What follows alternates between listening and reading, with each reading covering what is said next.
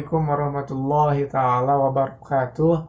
Perkenalkan, nama saya Muhammad Ihsan Nurjaman dari Prodi PAI 7C bersama rekan saya Asep Sukirman akan menjelaskan tata cara merancang kebijakan pendidikan yang baru. Ada 4 tata cara dalam pembuatan kebijakan pendidikan yang baru. Yang pertama ada perumusan masalah kebijakan. Perumusan masalah kebijakan merupakan sumber dari kebijakan publik dengan cara pemahaman dan identifikasi masalah yang baik, maka dapat disusun kebijakan yang baik. Jadi ketika kita merumuskan sebuah masalah dengan baik, maka akan terbentuklah sebuah kebijakan pendidikan yang baik. Itu yang pertama. Setelah perumusan masalah disusun, maka akan terbentuk sebuah agenda kebijakan. Apa itu agenda kebijakan? Agenda kebijakan adalah agenda atau sebuah buku untuk menuliskan sebuah agenda-agenda kebijakan. Begitu banyak masalah-masalah umum yang muncul, tapi hanya sedikit yang mendapat perhatian dari si pembuat kebijakan publik. Jadi semua masalah dikumpulkan, dicatat di agenda kebijakan. Itu yang kedua. Yang ketiga, ada pemilihan alternatif kebijakan untuk memecahkan masalah.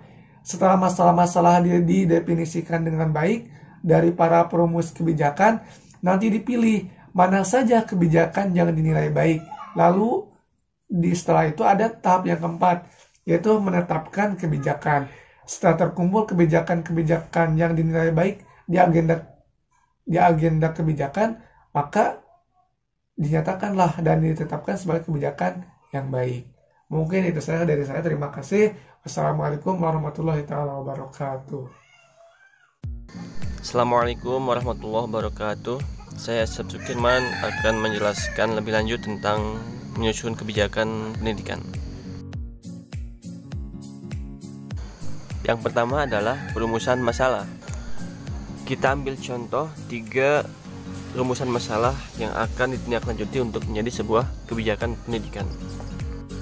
1. Contohnya adanya sekat antar sekolah yang berada di kota dengan yang ada di daerah atau pedalaman, seperti sekolah unggulan atau sekolah favorit, seperti itu.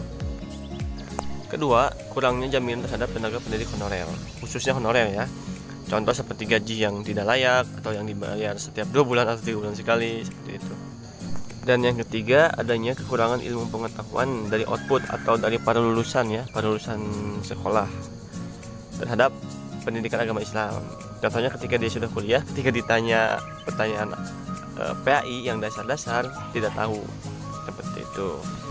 Nah, dari 3 perumusan itu tidak semuanya diambil. Jadi pembuat kebijakan itu mengambil condongnya kemana nih?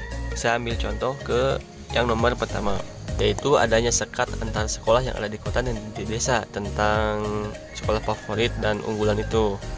Pemilihan tentang perumusan masalah apa yang akan diambil itu sudah termasuk ke dalam agenda kebijakan. Lalu dilanjutkan kepada pemilihan alternatif kebijakan untuk memecahkan masalah yang terjadi. Di dalam agenda kebijakan, nah ini ada 3 poinnya yang didapat untuk dipilih selanjutnya. Yang pertama, memperdayakan lembaga pendidikan khususnya sekolah sebagai pusat pembudayaan nilai, sikap, dan kemampuan. Yang kedua, meningkatkan penguasaan pengembangan teknologi. Yang ketiga, melakukan pembaruan dan pemantapan sistem pendidikan nasional. Setelah itu, dari hasil pemilihan alternatif dipilihlah misalkan contohnya poin nomor 1, memberdayakan lembaga pendidikan khususnya sekolah di semua daerah sebagai pusat pembudayaan nilai, sikap, dan kemampuan, serta meningkatkan sarana dan prasarana yang memadai di dalamnya. Dan yang terakhir adalah penetapan kebijakan. Bagaimana cara penetapan kebijakan ini? Yaitu proses untuk pembuatan mungkin secara hukum gitu ya, atau disusun dalam undang-undang kependidikan, seperti itu. Baik, kiranya itu yang bisa kelompok kami sampaikan. Mohon maaf apabila ada kesalahan dan kekhilafan. Wassalamualaikum warahmatullahi wabarakatuh.